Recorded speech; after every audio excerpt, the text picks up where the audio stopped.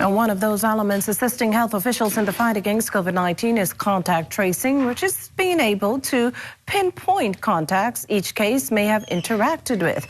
Jiminita Swain shares how suspected people are contacted regarding their possible exposure to the virus.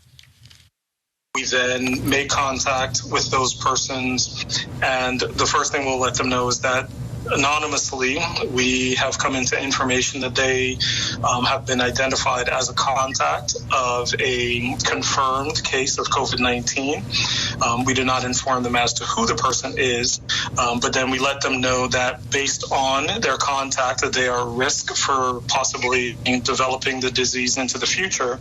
So in that case, what we would need them to do is to isolate themselves. Dr. Brennan also explains what happens with persons who have symptoms. If they are having symptoms, then we will then arrange for where they may be able to go for testing, or for us to then come to them to have testing done. But it's really based on whether they have symptoms that would be suggestive of COVID-19 or not. On a daily basis, whether on the national lockdown or curfew, law enforcement officers are on the streets. Dr. Brennan was asked if cases are being reported among those ranks. Have not come into contact with many law enforcement officers who are either cases or known contacts. The few that we are, we do the same thing. We advise them to self-quarantine, and if that is not possible, then we will relocate them.